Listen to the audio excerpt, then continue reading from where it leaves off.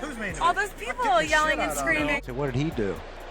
He's out. He found his girlfriend cheating. He burned up her car with her and her boyfriend. Oh my gosh. Then I apologize for my comment. You might think a three-time All-Star who played for the legendary 1993 Philadelphia Phillies had it all figured out. But John Kruk lived through two back-to-back tragedies that nearly destroyed him. The surprising truth is that these hardships didn't end his story. They gave him a voice that would change how athletes talk about mental health and turned him into one of baseball's most beloved personalities. Today, at 64, Kruk stands as living proof that our darkest moments can become our greatest strengths. Right now, Kruk uses his platform as a commentator for the Philadelphia Phillies to speak openly about mental health struggles. He tells audiences that mental health is real and not imaginary. He challenges the old school thinking that admitting psychological pain makes you weak. His willingness to discuss these issues carries extra weight because he came from baseball's tough guy culture. Kruk once admitted that his mind was completely off the rails when he was sick, revealing the hidden battle he fought while maintaining his tough exterior. This honesty didn't come easily. It was earned through years of surviving experiences that would break most people. The transformation from a player who had to project toughness to a broadcaster who embraces vulnerability represents a complete reinvention of what it means to be strong in professional sports. His story shows that real courage isn't found in hiding pain, but in having the strength to share it with the world. Before you go, hit that subscribe button and drop a comment telling me about someone who inspired you by being honest about their struggles. Your story might encourage someone else today. To understand how Kruk became this champion for vulnerability, we need to go back to where it all started in February 1988. Kruk was with the San Diego Padres, preparing for spring training, when federal agents approached him right before batting practice. The FBI showed him a photograph of one of his housemates, a guy named Plummer, caught on camera during a bank robbery. Kruk had been living with armed criminals without knowing it. A high school friend and another acquaintance he trusted had been robbing banks. The situation got even worse when Kruk learned that Plummer believed Kruk had turned him in to authorities. Suddenly, Kruk wasn't just dealing with the shock of betrayal, he was living under a real, life-threatening danger. This wasn't a quick scare that passed in a few days. The psychological pressure lasted from February all the way until September 19, 1988, when Plummer was finally arrested. For nearly 8 months, Kruk played professional baseball while constantly watching his back. He couldn't fully relax or focus because part of his mind was always on survival. The fear consumed mental energy that should have gone toward reading pitches and timing swings. Every day required him to show up and perform while carrying this secret burden. Kruk later admitted that the ongoing stress hurt his performance that season, and the numbers prove it. Imagine trying to concentrate on hitting a 95-mile-per-hour fastball while wondering if someone wants to hurt you. The mental weight of that situation would crush most people, yet Kruk kept showing up day after day, trying to do his job while carrying this invisible burden. The year before, in 1987, Kruk had enjoyed a breakthrough season. He smashed 20 home runs and drove in 91 runs while hitting 313 over 138 games. Those were career best numbers that showed he was becoming a legitimate power threat. Then came 1988, the year of chronic fear. His home run total dropped to just 9, a decline of more than 55%. His RBIs fell to 54, down about 40% from the previous season. He played fewer games and had fewer at-bats, but the drop in production was too severe to explain away with ordinary slumps. When you're worried about your physical safety, your hands don't stay as quick, your sleep suffers, and your confidence at the plate disappears. Kruk's body was in the batter's box, but his mind was split between baseball and survival. The statistical collapse shows exactly how deeply psychological trauma affects physical performance. The numbers tell a story of a man trying to do his job while living in constant fear, proving that mental state and physical ability are inseparable. That terrifying experience in 1988 was only the first crisis. 6 years later, during spring training in March 1994, Kruk faced something even more frightening because it came from inside his own body. On March 7th, doctors diagnosed him with testicular cancer. This wasn't a mild case caught early. The cancer had already spread to his stomach, making it a serious, life-threatening condition. The very next day, on March 8th, surgeons removed his right testicle. Immediately after surgery, Kruk started a brutal course of radiation therapy. He was scheduled for 18 rounds of treatment, typically given 5 days a week. The radiation left permanent marks on his body, small tattoos that doctors used to target the treatment area. These tiny diagrams became a lasting reminder of what he endured. What happened next became the stuff of legend. Despite the aggressive treatment and the doctor's initial projections about his return timeline, Kruk refused to stay away from baseball. On April 11, 1994, he returned to the Philadelphia Phillies lineup for the home opener. That morning, before the game, he received his 16th round of radiation treatment. His body was being bombarded loaded with intense therapy designed to kill cancer cells, leaving him exhausted and sick. Yet he walked onto the field that same day and stepped into the batter's box. In his very first at-bat, Kruk hit an RBI double. The crowd went wild. Later that week, he completed the remaining rounds of radiation treatment. This immediate return while actively fighting cancer showed incredible physical and mental strength. By getting back on the field so quickly, Kruk reclaimed control over his identity. Cancer tried to turn him into a patient, someone defined by illness and weakness. Hitting that double on the same day as radiation treatment sent a clear message to himself and the world. He was still a ball player, still tough, still capable of performing under impossible circumstances. This defiance became central to his public image. People saw him as unbreakable, a guy who could take anything life threw at him and keep going. But beneath the surface, the toll of these experiences was building up. The courage required to face each day while fighting cancer drained reserves that most people never have to tap into. Every game became a battle not just against opposing pitchers, but against the exhaustion and pain radiating through his body. The cumulative impact of years of trauma eventually caught up with him. In 1995, Kruk signed with the Chicago White Sox, hoping for a fresh start, but his body and mind had reached their limits. Persistent knee soreness added to the exhaustion left over fighting cancer. On July 30th, 1995, during a game against the Baltimore Orioles, Kruk singled off pitcher Scott Erickson in the first inning. He advanced to third base, and then he simply walked off the field and announced his retirement. His explanation was honest and revealing. He said the desire to compete at this level was gone, and when that happens, it's time to go. The loss of desire is a classic sign of burnout and emotional depletion. The physical problems with his knee and the lingering effects of cancer treatment had drained him completely, leaving nothing left to give. Kruk retired because his mind and body had finally said enough. Sometimes the bravest thing you can do is admit you've reached your limit and walk away with dignity. After stepping away from playing, Kruk could have stayed quiet about his struggles. Many athletes do exactly that, maintaining the tough guy image even after retirement. But Kruk chose a different path. He began speaking openly about the mental health issues that came from his illness and the surrounding crises. He described how his mind was completely off the rails when he was sick, revealing the anxiety, trauma response, and depression he experienced while confronting his own mortality. This public acknowledgement was powerful. Kruk showed that mental health struggles in sports are often direct results of severe physical and existential traumas, not signs of weakness or character flaws. Fighting cancer required so much mental and physical energy that his psychological stability eventually broke down. Kruk's advocacy carries special weight because of where he came from. He played on the 1993 Phillies team known as Macho Row, a group that celebrated traditional, hard-nosed, don't-show-weakness baseball culture. For someone with that background to admit mental frailty challenges, everything the old sports world believed about toughness. Kruk stated clearly that mental health is a real thing, not imaginary. He directly addressed the generational skepticism found in athletics,